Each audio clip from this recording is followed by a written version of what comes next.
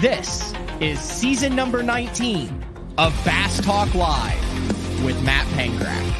BTL is presented by Bass Cat Boats, Aptco, Strike King Lures, Sunline, Big Bite Baits, Spro, X-Zone Lures, Gamakatsu, The Bass Tank, Denali Rods, and Pro Guide Batteries. Hit them with the hook, Jeffries. BTL coming at you.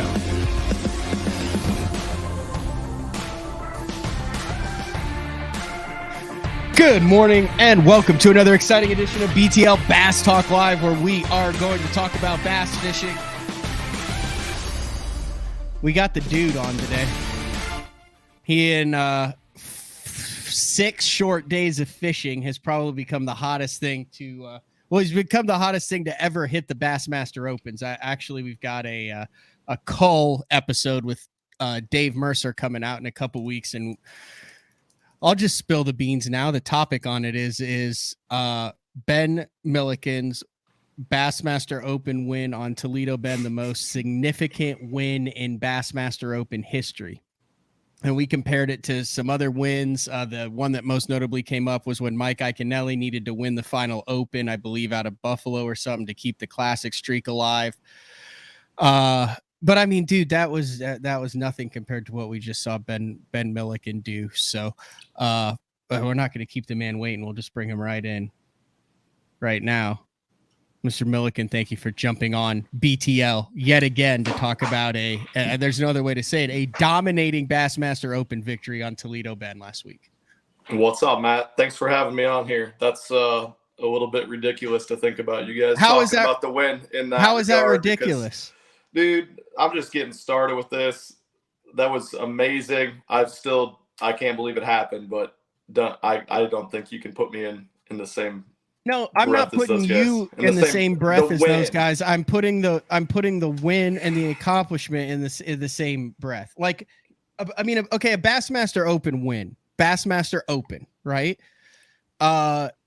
Very meaningful, potentially life-changing for that angler. For that angler's maybe sponsors or immediate family, but it's a Bassmaster Open win. It's not a classic win, an elite series win. There's typically not a lot of industry ripples when there's a Bassmaster Classic win. You created some industry cannonballs. Yeah, pretty cool, man. I seriously really appreciate you having me on and all the kind words you reached out. It really shows that I know you didn't have a tournament that you wanted to have at Toledo, Matt, and shows the type of man you are to reach out and say some of the really kind of things you said. So I appreciate that. Yeah. Well, actually mention that. So you texted me during practice and said, what do you think to top 10 and win? And I basically said, dude, you're playing a different game than I am here. Like I can't even go out to venture. I struggled, get into that on tomorrow's show. I think you were just on, you did a live stream with Johnny Schultz yesterday and Fished the Moment. We did a really cool thing. Johnny Schultz spent an hour breaking down how, where, when, all the data points of how it's supposed to go down. We filmed that before the Open went off limits, and now we're going to kind of compare it to what I did for my 141st place finish. But it was pretty apparent when I talked to you that you were playing a different game than almost everybody else out there. Did it surprise you on how, I don't want to say easy it was, but did it surprise you on how easy it was?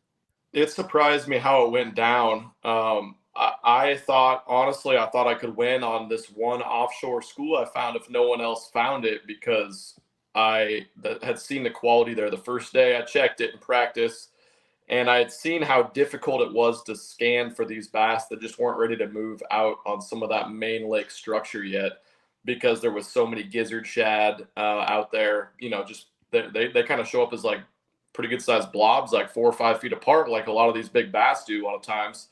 There was schools of white bass, there was schools of spotted bass. And so I found a school, and it was kind of by accident. I found it, and then I put the trolling motor down, and I realized they were giant bass. Caught a 6 and a 7 and a 3 and my 3 casts on it. And then I kept going back to it and checking it when no one was around in practice, and they stayed there, and the school got bigger. So I thought I was going to do it there, and that's not how it worked out. Oh, so it didn't go down on that school that you told me you had found. No, I did catch probably 3 or 4 fish maybe that I weighed in over the course of 3 days from that school. But they were actually really tough. I had to do a bunch of other things. All right, we're gonna ease you into the show by talking about a little bit of strategy and how it went down, and then we'll get into the significance once you're loosened up and willing to talk about it. But you went 29.8 and 26.15 on the first couple days. The 29.8 on day one, did you start on that school that you thought was going to be the megalodons and then have to readjust? Yeah, so I started on that school. I had a bad boat number and I was jacked when I got there and no one was there. And when I had never fished it or shown up on it very first thing in the morning. I'd always been there at like between 9 and noon or so in practice to check them. And when I put the trolling motor down, they were all broken up. There wasn't that many fish there. Finally found some in a group that were by this giant tree. And I proceeded to break off like 15 casts in a row on a deep crankbait, hair jig, line through, jerk bait. And I was going crazy. Like every single cast, not even get it to the bottom, hung up in the tree. I'd change angles, kept doing that. I was going absolutely crazy. So I was like, after an hour and a half or so, I could see some fish. They just wouldn't bite. I was like, screw this. I got to go do something else. And that's when I went to kind of like the backup pattern type deal, which I can't really say was a super backup pattern. I was planning on doing it because I had caught a couple 4-pounders doing it in practice, which was dragging a Carolina rig on some of the clay shad spawn points. And so I went right over, and my first 3 casts, I caught 3 keepers on the Carolina rig. And so that was amazing. Got me kind of going. What do you mean keepers? Like only 5s and 6s, or are we actually little talking like 5s keepers? No, I think the first one was like a high 3. Next one was a 5.5, and the next one I think maybe was like a 3. That's disgusting. Continue. Yeah, it was honestly lucky. So like in practice, I had found that stuff, and there was a threadfin shad spawn going on. I could see the little tiny flickers like the threadfins do. It was a low light type deal in the mornings, and then they would just, and it's way up in like 2 to 5, 6 feet of water. And then they would just kind of drift out and ball up and get in some of those drains. And there was just little fish chasing them in the drains right next to it after that. So it was kind of a low light deal. And I thought that deep spot, I had screwed up my timing by going there first, and then I wrecked the low light period. But oh yeah, so you thought you had absolutely swapped what you were supposed to do, and you'd be screwed with both bites, and then you'd be struggling all day. That's what I thought would happen. I'd have to just grind forever. So when I went up there and I caught 3 in a row on a Carolina rig, man, that was incredible. It made me feel so much better. But then what happened was what really changed the tournament for me. I stopped catching them on the Carolina rig. I threw a couple different baits on the rig. I cranked it. I drug a swing head. I threw a jerk bait. I threw a topwater. And then I was like, I haven't tried a glide on any of this stuff in practice, because it was basically just like pull up, catch one on a Carolina rig if they're there, leave the spot so no one saw me in practice. And I hadn't had any luck on the big glide bait in practice at all either. Not a bite on it in 4.5 days of practice. So fired out there, and I don't know if it was the first cast. I think it was maybe the first cast. I had one that was almost 8 pounds, eat it, which was awesome. And then a couple casts later, I caught a 7 something on it. And after that, I knew things could get a little bit nutty.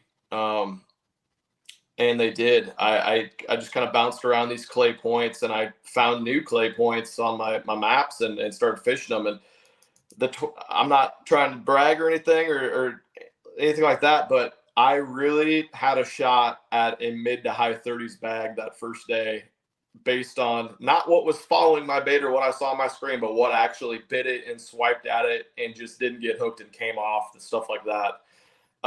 It could have been really, really crazy. Like, what are we talking about that you lost and came off? I mean, I didn't see it, all of them, but definitely lost some like 7 to 10 pounders, like a handful. And like one crank in, 2 cranks in, or at the boat? Yeah, like swiping at it and go to bow up, and it just, when you get all the way to bow up, they just come off. The treble just tears rips through the side of their face or didn't catch them right or they didn't get in their mouth. I mean, they're eating a big shad bait. A lot of the times they'll just grab the side of it like that. They'll pop it, T-bone it, not ever get a hook. So that's why you get them in the side of their face a lot of times when it's pulling by their body. But yeah, it could have been nuts. Could have been really crazy. And really the same with day 2. I had, what did I have? Almost 27? 26 and change. Yeah, 26.15, I think it was. Yep, 26.15. So that's 27 pounds. I left all my best stuff at like 9:30 in the morning and just went practicing. I tried all new spots because I knew there was going to be some big local tournaments on Saturday, and just, you know, your typical Texas local fishermen out Saturday too. And it was a zoo out there. And so I left all that stuff because I didn't want to be seen, went and fished new stuff, and really laid off on that day, but that could have been a good day too. Okay, what made you pick up the glide on day 1? You've got, you just said you've got a 5+, you've got some 3s on the Carolina rig.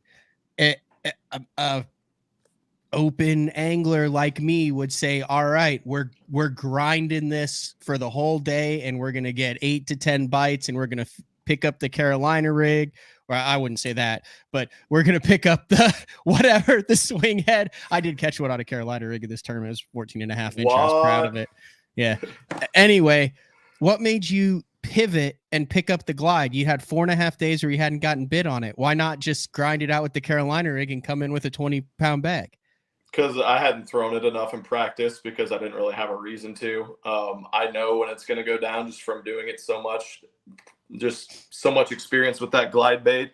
And I was panning out and seeing that there was 7 to 10 pounders. There was at least 7 or 8 of them on that spot, on that one shallow clay point. And those fish don't eat Carolina rigs and other crankbaits hardly ever.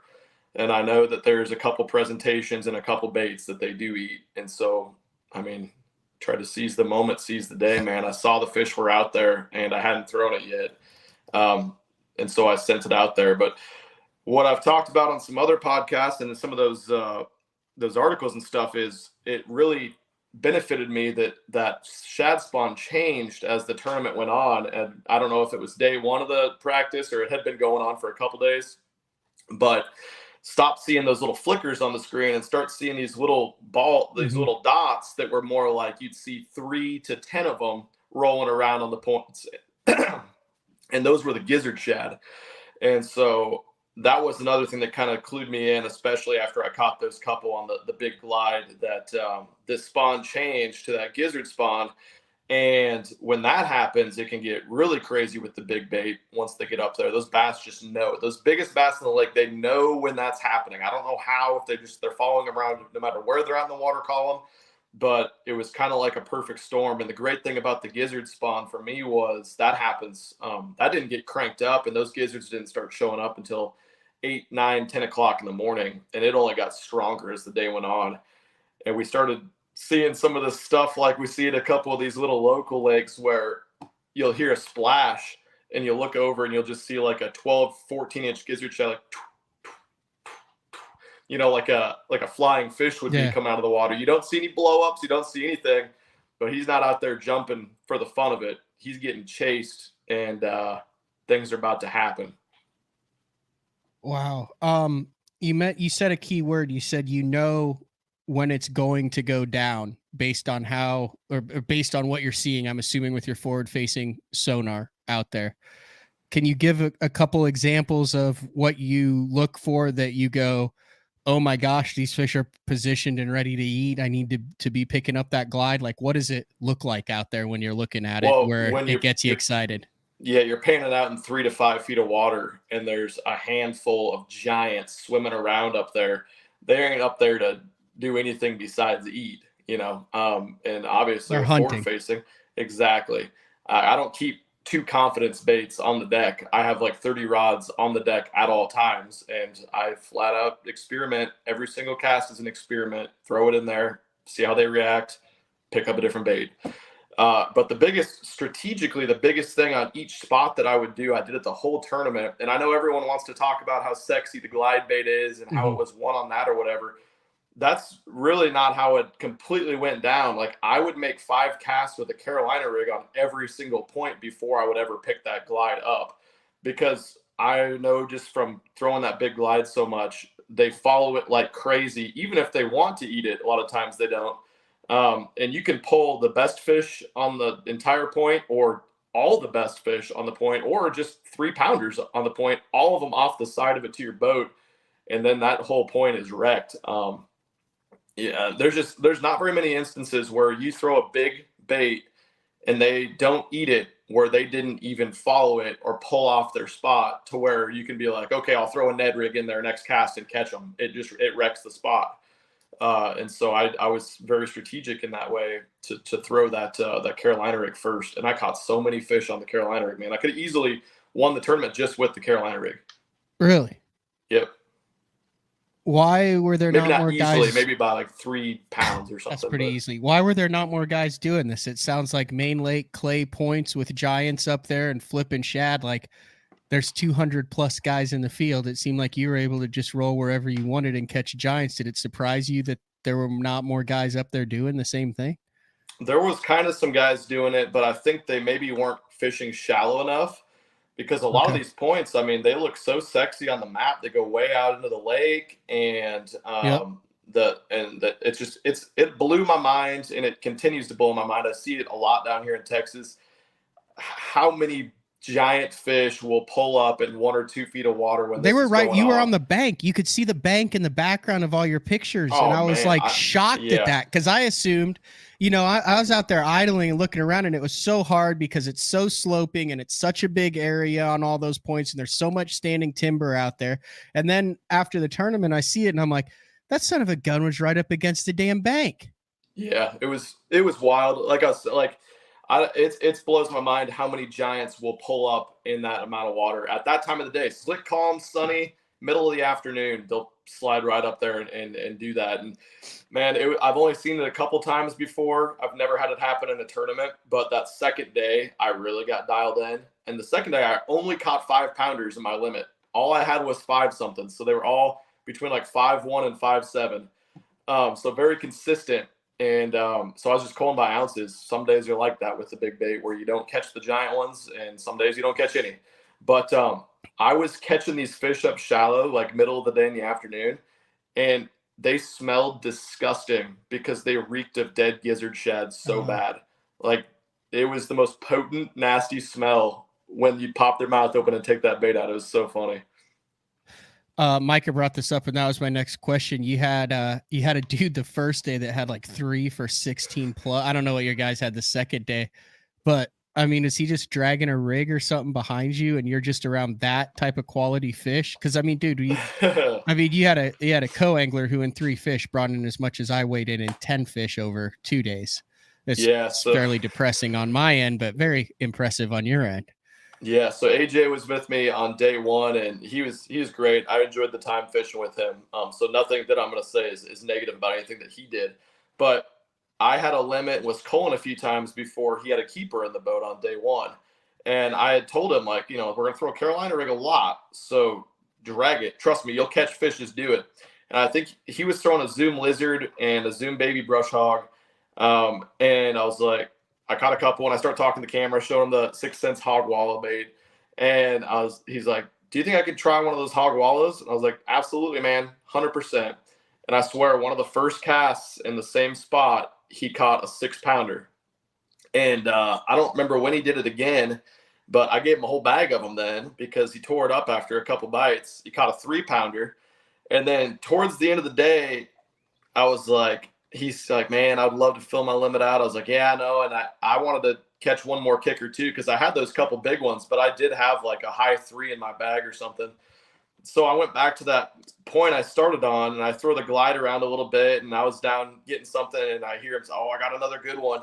And I was like, oh yeah. And I look back, and it jumps, and it was like a 6.5-pounder. He gets it in. I was like, oh, I could have used that one, but it is what it is. It's part of the Bass Opens, just the way you kind of have to strategize things. I wasn't front-ended or anything, but he was firing across those points too. And yeah, man, 16 pounds with 3 fish on the hog wallow was pretty incredible. That's strong. 5 minutes into the first morning, my co-angler caught a 7-1. Oh, We'll talk about that later. So, you were around him.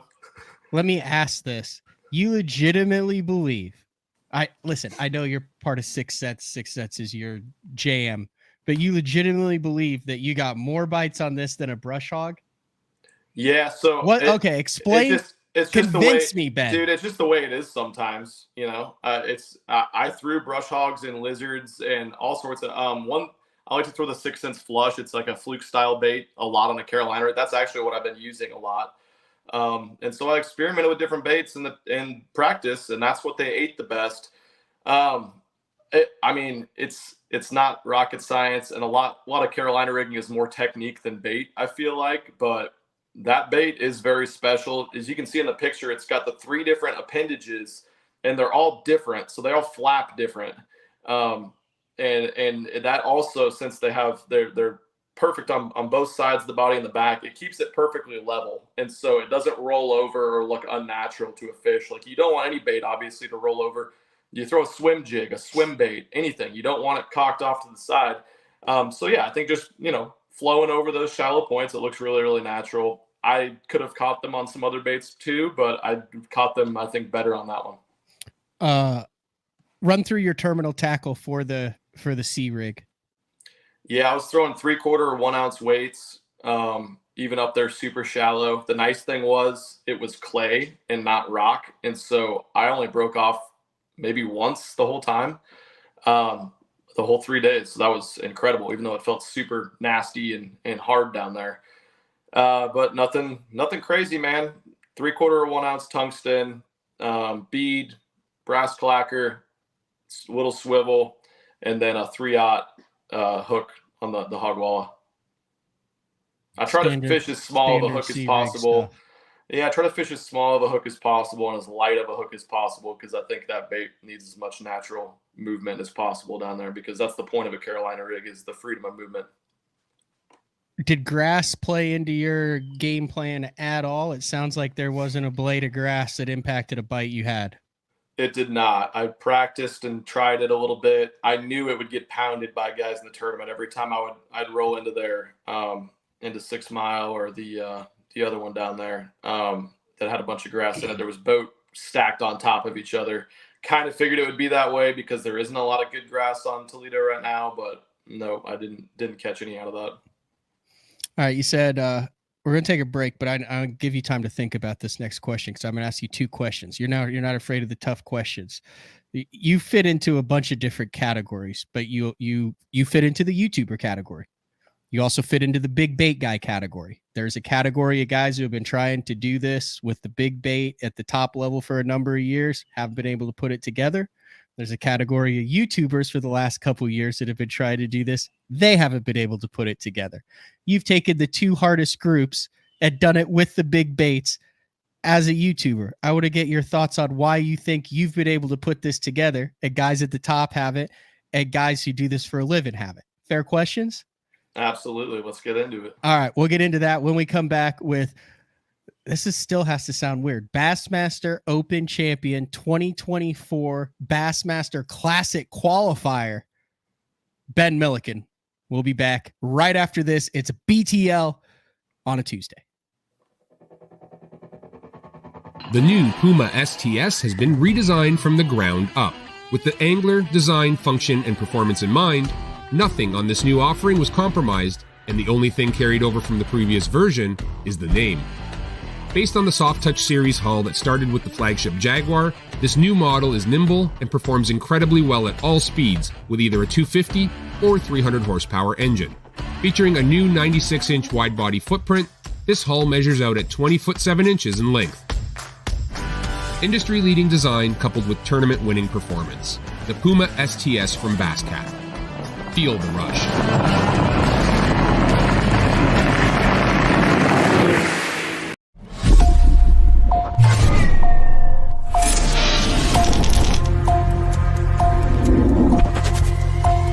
Everything you need, one legendary brand. Top on Strike King.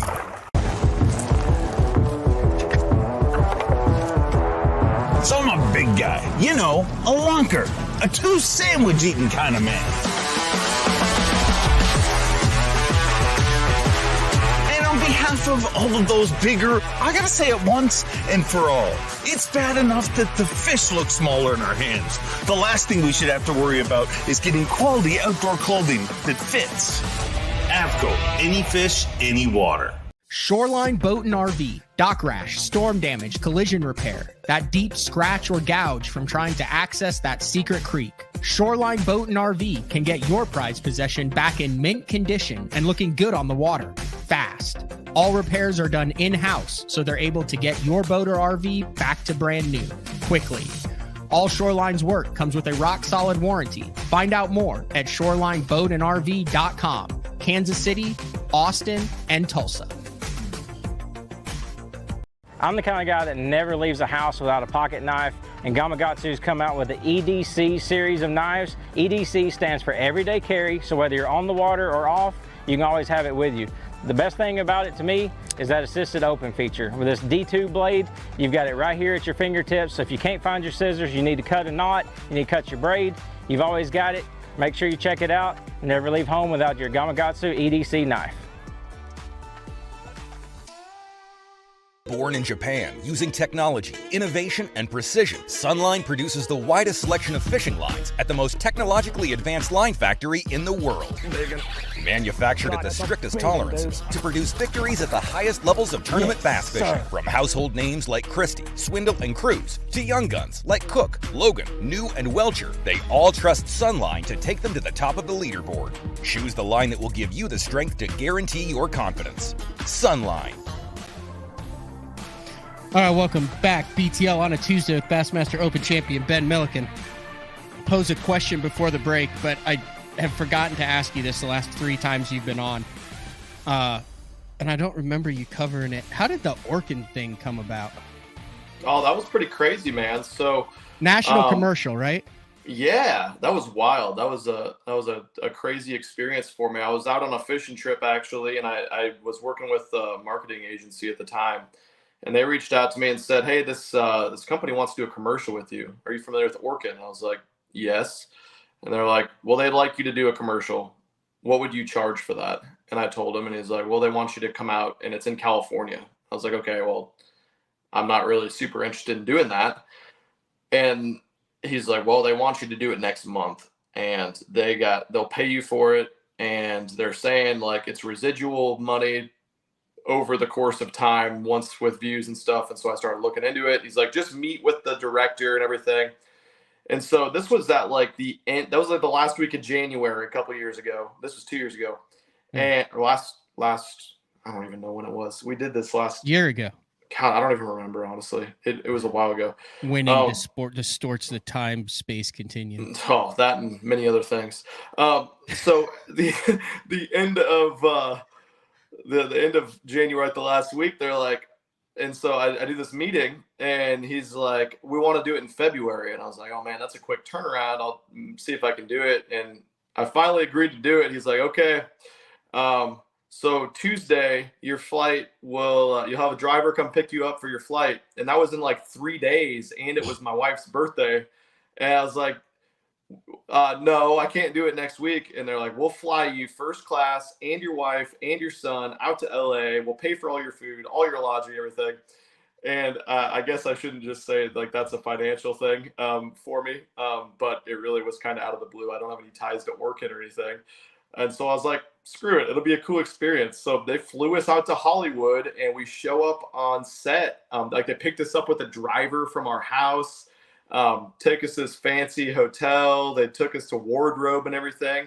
Show up on set in this neighborhood with this staged house that they had picked out for this commercial, and it's like a 200-person crew for this commercial for one day. It was absolutely mind-blowing. Like 5 trailers there and stuff to do hair, makeup, lighting, haul everything in, and yeah, we filmed it. We flew in, did wardrobe, next day, filmed all day, went out to eat everything that night, and flew back to Texas the next day. It was that boat that they had, was that a Legend?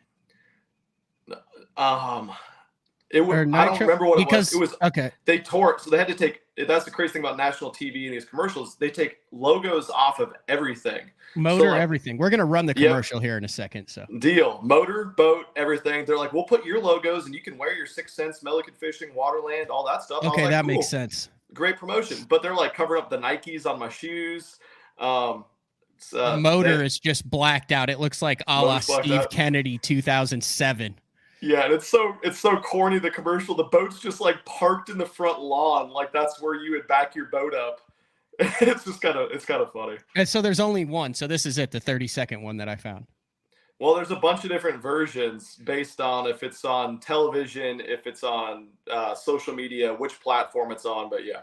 Okay, we'll see if we can run this one. Hold on. All right, here it is. You ready? Let's do it. Obviously, we got termites. Well, the first thing is, you got to know what they're biting on.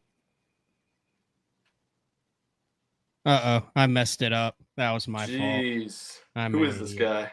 That's my first time doing this. I appreciate you coming on the show. All right.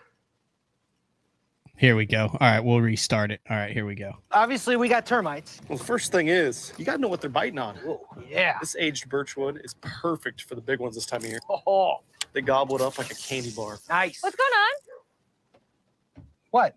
I told you to hire a pro. I did get a pro. An Orkin pro. I got this. Got termites? Don't call any pro. Call the Orkin Pro. With over 120 years of experience, nobody's better. Orkin, the best in pests. You're still paying me for this. Just relax. There you go. So that's There one it of the is. version, but that's primarily what it was. Yeah, for 200 yeah. people and flying your family out and paying you It a was- king's ransom. You got it to was- flip it was a piece of incredible. wood. Flipped a piece of wood with my little tackle box. I did get to use my own rod and reel and everything. So yeah, it was great. But man, it was absolutely wild to see what goes into a TV production like that. We literally did every single line, every expression, like 10 different ways. And then they would change the camera angles. They would change the lighting. They would do it a different way 10 times, change everything else again, put a giant diffuser on a crane up in the air over the sun, all Really? that. Oh man, it was wild how much goes into just like a highly produced commercial like that. So that had to be like close to over $500,000 just to have that 130-second commercial with that many people and I all have that. no idea. Had to be. I have no idea on that side of things, but man, it was just a cool experience to see all that because I'm literally just like one take Tim on all my videos. Like, Yeah. Cole, are we ready? Okay. Let's film the intro. All right, time to fish. You just go. Could you hear what I said? No? All right, whatever. We just won't film an intro. Huh. That's crazy. Frank liked the commercials. He just texted me. Oh, he did? Yeah. Frank is back on Thursday. We have day 4 with Frank Scalish back. Frank didn't have a voice the last couple weeks, so he's back in action, and I believe he has a functioning boat for the first time in like a year and a half. You better not say that out loud. You know how that goes. I don't want to jinx him. Before the break, I brought it up. I said you're I think self-admittedly in 2 groups. You're part of the YouTuber group. That's made a great living for you and your family and a great following of MFers and people who follow you. We'll start out there. I'd say there's been 4 or 5 of these of what I would categorize. You have to categorize it as YouTube anglers who primarily they're known for their content creation, not their tournament results. Is that a better way to say it? There you go. That have attempted to fish at the AAA level without success. What do you think it was that has allowed you in 2 tournaments, regardless of if you zero the next 7, Ben, you've still earned the respect. You have 2 top 5 finishes, a win, and you're in the Classic. Anything else the rest of the year is gravy. Making the Elite Series obviously has to be on your list. What do you think it is that has made you to excel when these other very accomplished anglers who have large followings and spend a lot of time on the water have not had success at that Open, Toyota, and MPFL level? Well, the thing is, like, you don't have to be an accomplished angler or a good angler to get a lot of views and make a living on social media.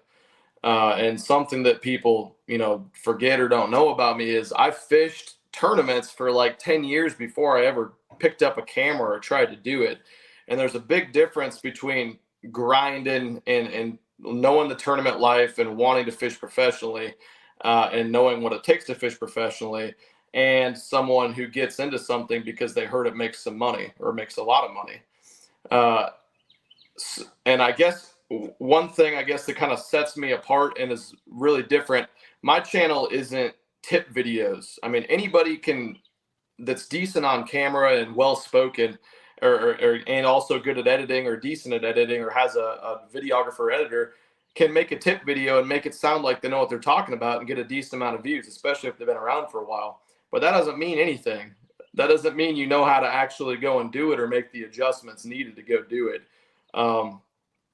I've put in so much time trying to perfect and master so many different techniques, from baits this big to 15-inch baits on so many different bodies of water. And really this move down to Texas 2 years ago has helped me so much, because not only can I fish 365 days a year, but people don't realize how vast Texas is with its different climates and different types of lakes and bodies of water that are different at different times of the year.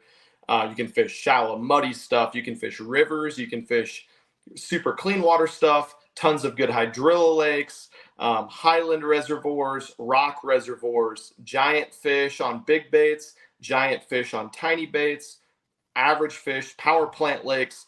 And when I go out and film, I try to put together as good of a product for the viewer. But when I go out, I generally don't have an idea in mind. Like today's video, we're going to teach people how to throw a Ned rig. No, I go out and I grind and try to catch the biggest fish in the lake every single day, no matter what bait it's on. And then we'll make a video out of that. And that's what I've been doing for a long time. And since I got down to Texas, that's what I've been doing. And I'd be lying if I said, man, there's been a lot of tough times for me mentally on the water, especially since I moved down here, where I'm out here and I'm not getting the best feedback on views, or people are talking shit like crazy for no reason. And I'm just having a tough day on the water. And there's been times, and Cole will tell you, like I'm laying on the boat deck in the middle of the day, just on my back, tears in my eyes, because I'm just like, what is this for? I mean, I can go out and bust 45-pound limit on a glide bait on a lake where no one's ever caught a 9-pounder before. And I can take it and get 27,000 views after driving 4 hours each direction that morning, getting up at 2 a.m, being away from my family. And what am I doing this for? And I've had a lot of those moments since I've been down here in Texas. Like, why did I move my life down here for this?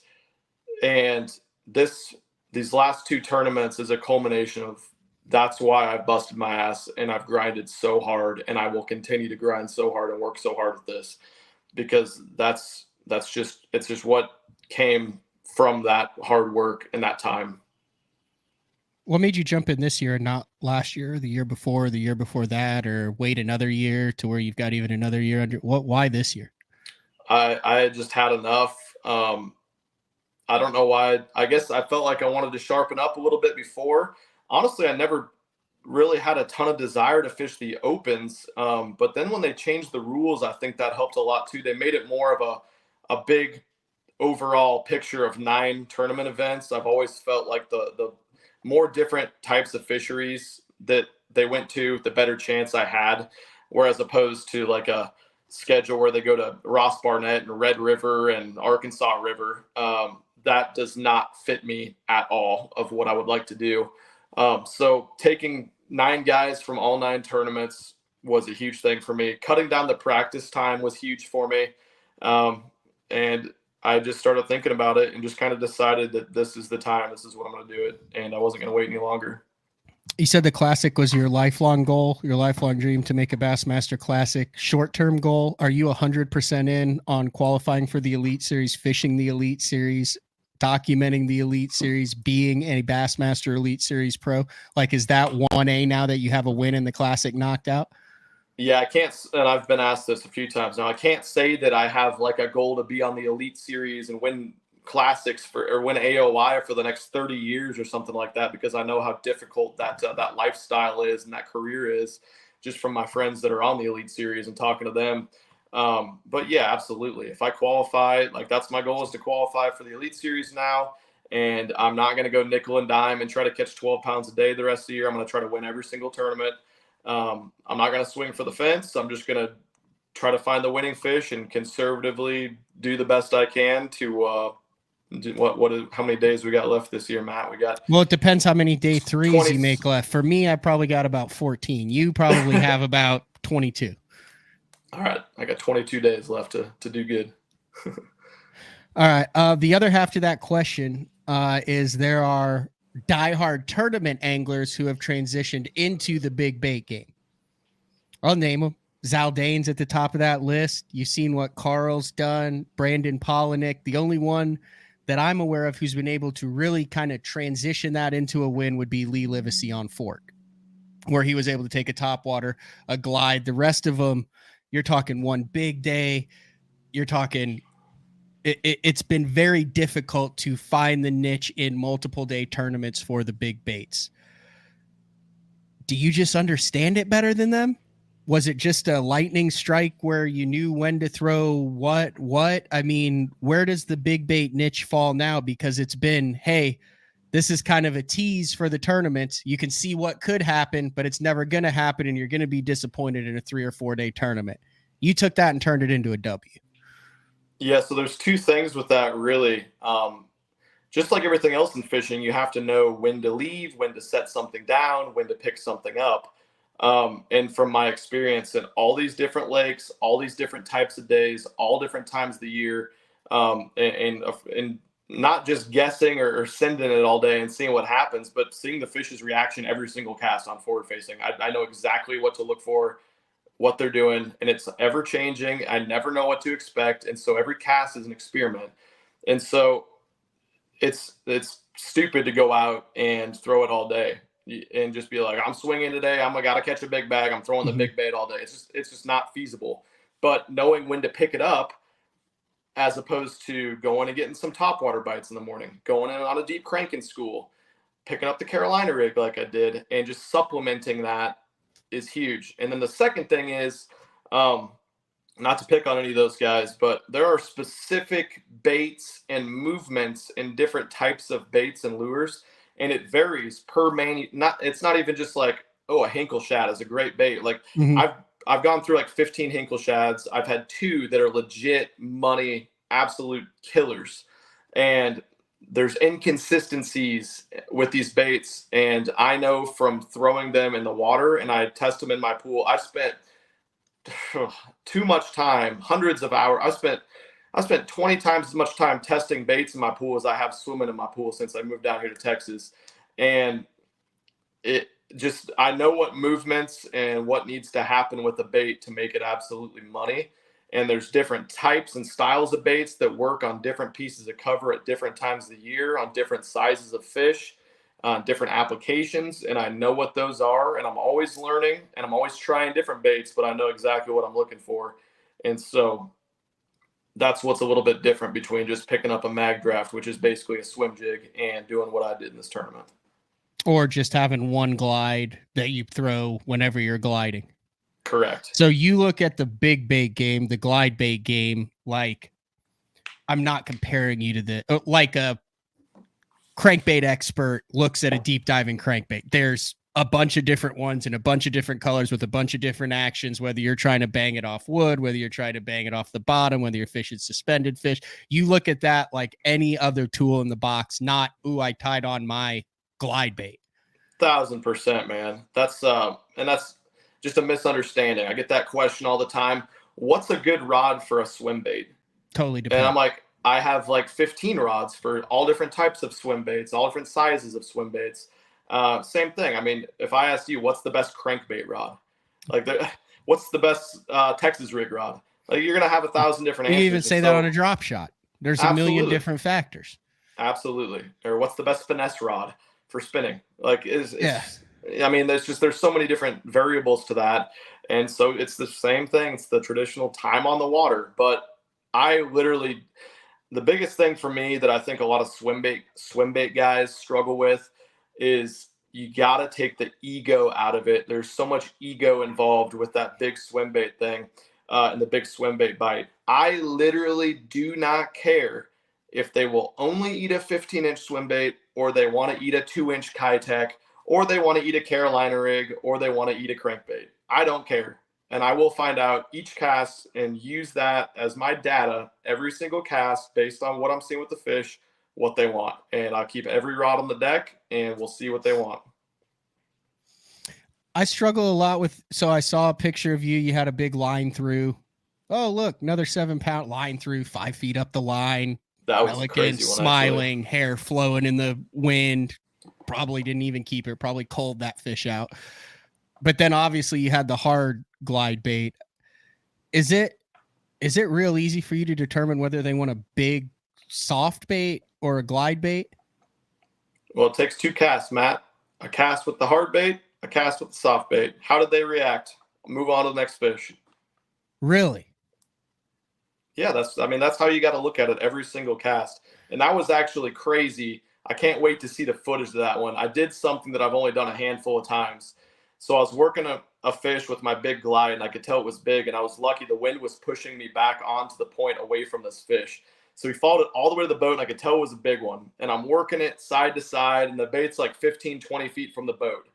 And I'm working it, and he's still on it. And then another fish comes up and starts falling. So there's 2 fish behind it, and they're going side to side with the bait.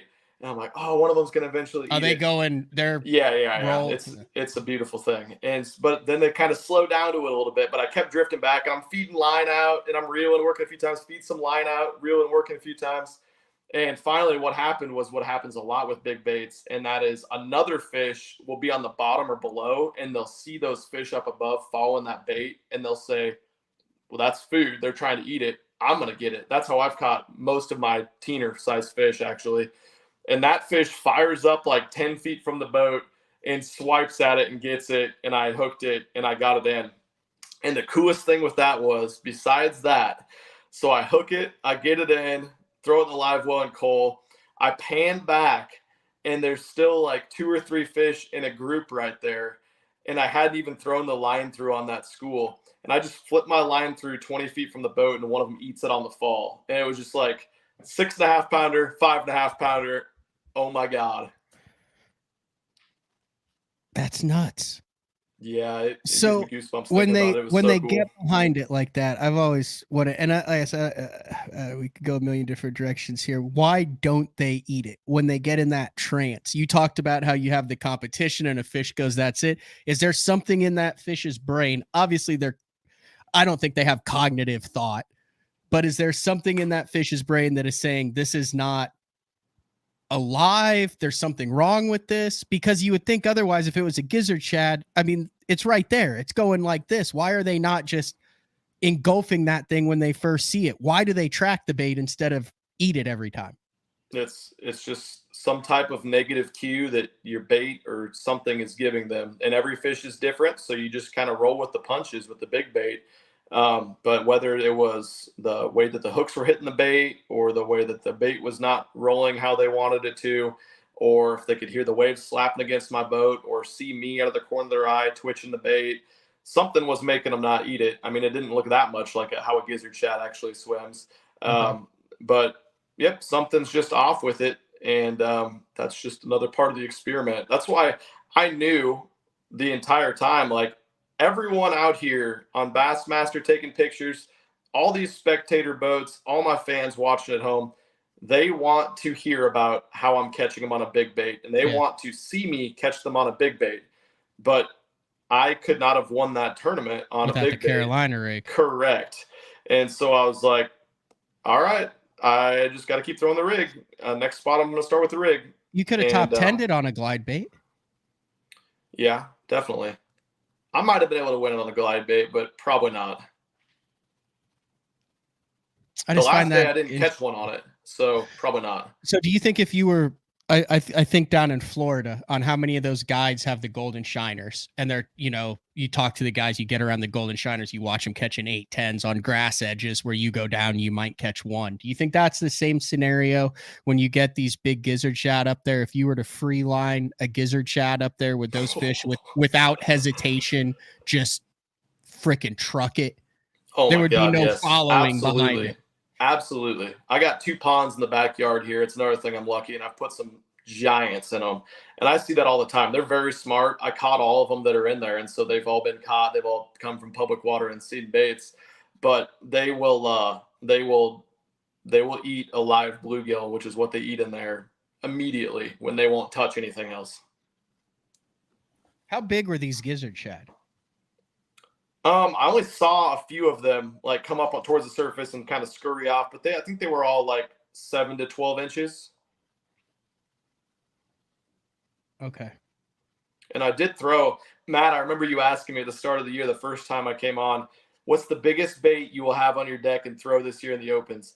And I said my 15-inch Moby, and I threw that a decent amount in this tournament. I didn't catch a fish on it. I had some big followers, but I didn't catch any on it. Okay, we're going to show 2 things. I want to, I would assume does that bait exist on the internet? On Instagram, I think. Okay, so like that size right there. Yeah, that's money. A 3-pounder can choke that thing down. Okay, and then what is this 15-inch Moby that you threw? Green Leaf Lures Moby. And they just came out with a new 10-inch size. I need to get one of those. Oh, wow. That right there. Yep. That's either a tiny, tiny hand or a big bait. That's a big bait. 3 so hook hangers on it. I've never threw caught that one under in 7 a tournament. pounds on it. That's what Felix was with me. And the first cast with it, Austin Felix, he caught one that was just under 10 pounds on it. Boat flipped it. And what did you have happen with that bait in the open? You had followers, but you never caught one on it? Just followed it. That's just another part of my experimentation that I'm talking about. Like sometimes whether it's a 3-pound fish or a 10-pound fish, just a different size bait will cause them to commit to it when they're just following other baits. So I've had that happen before where I've thrown a 10 or 12-inch bait over the top of a fish or a group of fish, and they'll follow it or they won't commit to it, and then they'll come up and crush that thing. So I was hoping that would happen, and it did not. Are you a top 5 glide bait angler in the world right now, Ben? I have no idea. That's hard to compare. That's like comparing. Who would you look up and to? Kobe and Jordan. Who else is out there that's gliding at your level that I need to be watching and paying attention to, that understands it? I don't know. I don't know everyone that does it. I haven't fished with everyone that does it. I'm sure there's a lot of Japanese anglers that are phenomenal with it that I would never even hear of. But I'm talking about bass guys in America. Are there other guys where you're like, yeah, that guy knows his stuff? Like to your level that you could have a conversation with that isn't. I mean, I'm asking like 3rd grade questions to you, Ben. I appreciate that you're answered them, but I mean, I know this is rudimentary stuff. I know Oliver knows a lot about glides. He's been doing it longer than me. I don't know if he knows some of the things I do, and I don't know a lot of the things he knows based on his experience in California. Mike Gilbert knows a lot about glides, and we've had conversations about different modifications that we both make to baits, these big glide baits and what types of baits and what types of actions are the only baits that are having fish, these super pressured fisheries in California actually commit to these baits and not just follow them. So we've had these conversations about that. I draw a lot of my inspiration with big baits from Matt Peters. I don't know if he does that much anymore, fishes a ton anymore, but he came out with the Southern Trout Eaters. That was a huge moment for me. That was so badass. And that's the one where they were catching round trout on the White River with it and stuff. And they've gone all around the country and catching traditional areas on big baits. Yep. And that's a amazing documentary. And then my buddy Austin Neary, Dream Catchers Guide Service out there in North Carolina. He's very good with the glide, better than probably anyone that fishes major tournaments. But his strength is with that clash. That he's a real good power fisherman. He's fished some opens in the past and stuff. It's just not the direction he wanted to go with his life. But he's a monster with that crank down bait. Yeah. So those are all guys that I have a lot of bait with a respect for. lip. Yep, I actually caught a fish on the stupid clash. I make fun of him so much because I can't catch fish on that bait, but That teaser that I posted this morning, actually, that fish that made up my 5th fish in the limit was with that bait, the Tiny Clash. So Hold on. Let me. not on Tackle Warehouse, but they got on eBay and stuff. Yeah, this is a niche bait that goes for big money. Oh, I think we just lost Ben there. I'm here. I can't see you. Hello. All right, we're going to take our final break of the show. When we come back, we'll wrap things up. Ben, you might have to kick out and then jump back in because I can hear you. I just can't see you. BTL on a Tuesday with Ben Milliken. There you go. You're back. We'll be back right after this. Are you looking to install your own fishing electronics? The solution is the Bass Tank Power Harness. It takes the guesswork out of installation. No more voltage issues or interference. Designed by an engineer so that you can get professional results right there in your own garage. Installation done right with the help of the Bass Tank Power Harness. You can feel confident knowing that your installation was done right. The Bass Tank Power Harness. Give us a call or order yours today at thebasstank.com. Get the best patterns backed by tournament data. Start by finding the best 10% of your lake. Know exactly what to look for and what to throw. After that, just put them in the boat. Try the Deep Dive app today. Look at that beast right there. Have you considered purchasing new electronics for your rig? The type of mounts you choose to protect your investment should be part of the decision-making process. No matter if you prefer 1, 2, or 3 graphs up front, Beatdown Outdoors has a solution for you. Adjustable, versatile, rigid, and made in the USA. What's your ultimate electronics setup? Check out the full selection of Beatdown Outdoors products by visiting beatdownoutdoors.com. Elite Series Pro Daryl Gleason here. My Pro Guide batteries keep me going on those long tournament days and long practice days. Always plenty of juice, never fail. The best part about Pro Guide batteries, it's the people behind the company. They have over 40 years experience in the battery business, keeping all of us fishermen out on the water longer, catching more fish. Check them out at ProGuideBatteries.com. What's up, Bass Talk Live fans? Brandon Polnick here. And ever since I won a couple Bassmaster Elite Series events on X-Zone Lures, I've been getting a bunch of questions of what makes them so special and different. And really, the truth is, it's in the details. The little details, things like no cheap fillers in their plastic. That gives you more lifelike action, more realistic and vibrant colors. But don't just take my word for it. Go to www.xzonelures.com and check them out for yourself. The great thing about the new Sensation soft plastics from Big Bite Baits, heavily scented, super soft, buoyant, comes in 7 great new shapes. I've got a couple of them of my signature series, the cliffhanger worm and the ram-tailed craw, great for a flipping jig, football jig, swim jig, all that. Several other great shapes. Really excited about it. We've worked over the last year, catches fish all over the country, and I think it's going to catch fish for people everywhere you try it. The Spro Little John crankbait has been around for almost 15 years, and it is one of my go-to crankbaits whenever I need a fish in the boat, so you can never have enough new colors. That's why Spro's coming out with a handful of new colors, including Pearl Shad, which has this bleached out white look, but it's got this pearlescent, really pretty. We've got Copper Shad, which looks amazing in the water. It's got that purple flake on the back, really pops in the water. And then if you want some real pop, we've got Sparkle Shad, nothing but sparkles all over this thing. And then last but not least, we've got the matte Sexy Shad, just a really different looking color for a crankbait. So you want to give them a little different look, that matte Sexy Shad is definitely the one to go with. All these colors are available in the original Little John and the MD. All right, welcome back, BTL on a Tuesday. And we'll add Ben back in. I don't know, can you hear me, Ben? Because I can hear you. We got the black screen again. What the heck? It's great for the iTunes podcast. No one knows about that, but go ahead and jump back in one more time, and then we'll wrap things up on the show today. Like I said, talking with Ben Milliken, fresh off his Bassmaster Open victory on Toledo Bend. He won by about 10 pounds. I think he had like a 15, 16 pound lead after 2 days.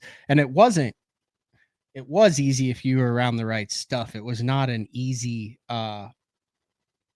event if you weren't around the right things. We'll get into more of that tomorrow. All right, Ben's Can back. you see me? All right, Yep. beauty. All right. Last time I talked to you, Ben, you were down at Toledo Bend. You were actually pre-practicing a month before this event. Did any of that stuff help you? Do you feel like your dedication to that paid off?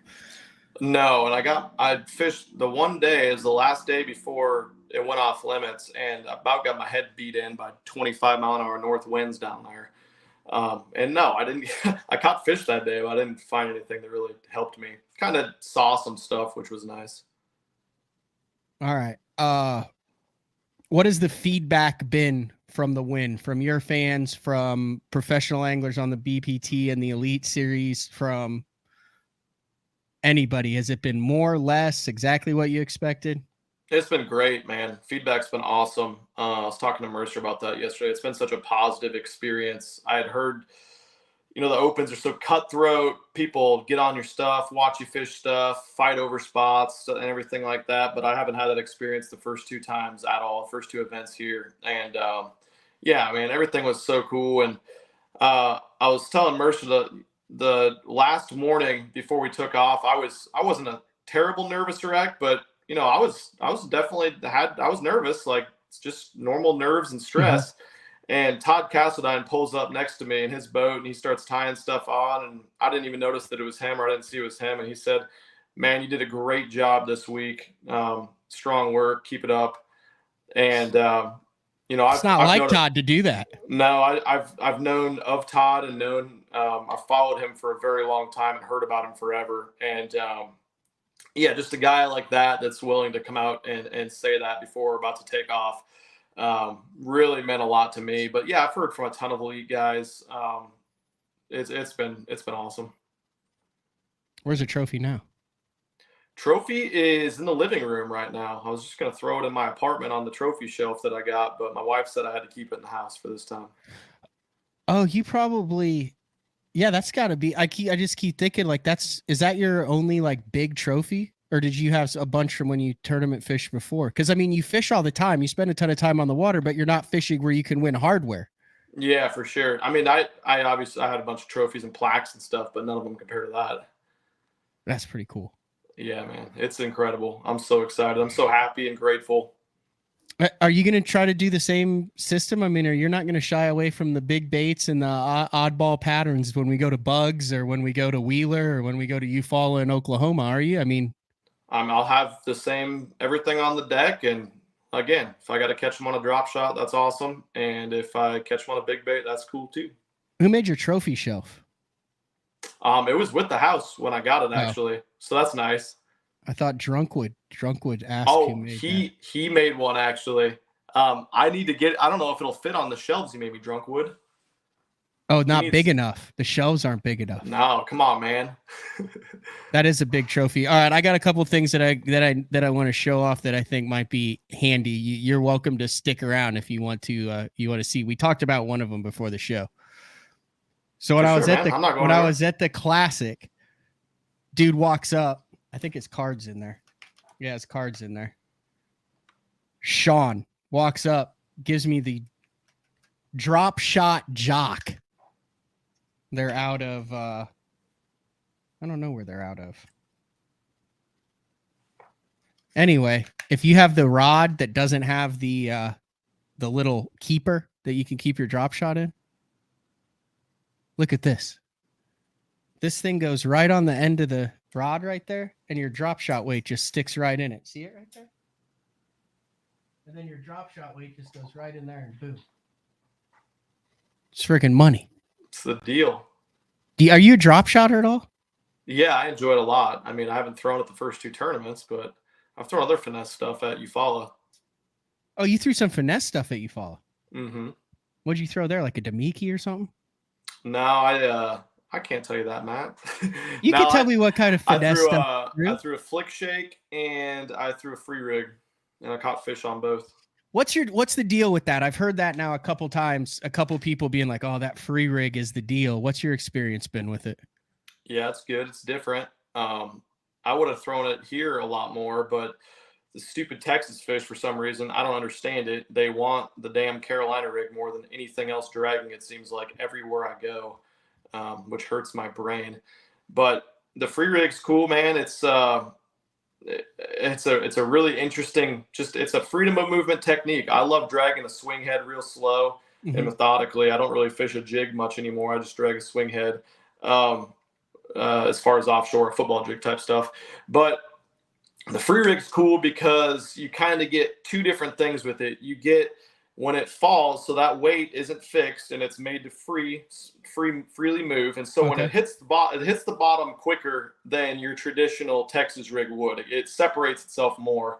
And when that happens, your bait, which generally you want something that has a little bit of quiver and action in the tails on it, it's swimming and flapping real hard down. And then when the weight hits, the bait stops and levels out horizontally like that, whether that be 6 inches from the bottom or 5 feet from the bottom, depending on how heavy your weight is, how deep you're fishing.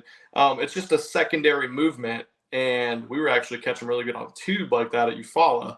But it would go down and then level out and then, kind of have more of that spiral action probably on the fall. But you can fish about anything you can really want to on that. And then after that, you can drag it the whole way in, and that bait has more freedom of movement because your line isn't, horizontally going through a bullet rate like a Texas rig. It's just going through that one little clip. So your bait's naturally going to have more side to side wiggle. I Just got something you. different. So you get a little bit of like the weightless wacky style on the fall, and then swing head on the retrieve in. You got it. I like it. Are you a super organized guy, or do you just have piles of baits? Both. Depends on how everything, I don't know, just depends on what I'm doing. But I've tried to get my boat pretty organized before each of these tournaments. Definitely. I know. I never have it. So this is the other thing that I wanted to show everybody. This is the most organized that I've ever been. So Sunline has these new line cases, and then you open them up on the inside and you're like, oh, that's cool. It's just, but I'm kind of proud of this one. I've been meaning to show this for a week. So that's a new color that they just came out with. That's why it reminded me. But look at this. I can carry this in my boat. It's one piece. It's a unit. It looks cool. And then I can carry every single line from 10 up to 30 in there. I like that. Are those just stacked in there, or are they on like a spindle or anything? So they're not, but they're like 8 different foam cushion insulated in there. So I can fit 5, 6, 7, 8, 9. I can either fit a dozen of the 660 yard spools, or I can fit 4, 8, 12, 16, or 24 of the smaller 660 yard spools. Man, and that's then it just closes up. So I'd always struggled with the bigger Ziplocs and stuff. And then there you go. You're good to go. That's crazy nice. You might have to send me one of those because line management is such a pain. 100%. I feel like every time I pull a spool out, I'm chopping off 40 yards of line that's spun around in the dang bag and is everywhere. It's not good. Pete's claiming that I don't use 30. Look, Pete. Is that what you snag paddlefish with that or what? No, that's what you flip bushes with. There's 30 right there. 30-pound shooter. Look at you. I got 25, 22, 20, 18, all the weird Japanese. Do you put the 30-pound on an extra heavy spinning rod or an extra heavy? That was well played. That was well played, Ben. You got anything else? When are your videos going to drop? Oh man, good question. Hopefully, I need to talk to Cole, but hopefully the practice video. I think we're putting all days of practice into one, so that's a lot of non. It's a lot of editing. It's a lot of editing. Probably more so for him than the tournament days will be, but probably put that on Thursday if he gets it done in time. Okay, and then probably like Sunday, Tuesday, Thursday or something for the 3 tournament days. A video for each day. Yep. How did your non-tournament followers respond to all of your tournament videos now? Has that been a good reception, or have there been people that are like, dude, I just want to see you catch big ones. I don't give a damn about the tournament?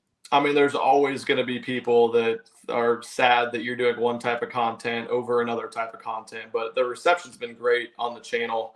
And obviously when I got into the opens this year, I was excited to get my brand and audience and everything in front of more of a tournament demographic and the guys that are serious tournament followers.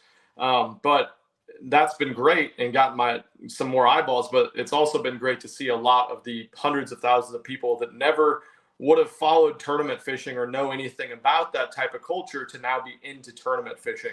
So I think it's working great for both sides. And that was kind of my point in that call as to how significant that open win is. Absolutely. I think it's really cool. Hopefully we can kind of keep it up and have some day threes and stuff the rest of the year. And man, the Classic's going to be incredible. I'd strongly encourage all my fans and everyone else to be there and support. I think we can have some crazy numbers this year. I could see everybody in the 402 shirts. I like that. Yeah, that'd be sick. That's just your area code, right? Yeah, that's the Omaha, Nebraska area code. Are you ever going to wrap the boat with the fans' faces, or do you like being a little incognito with the front deck? I mean, it's right now it looks brilliant. Yeah, by wrapping the deck and not the boat.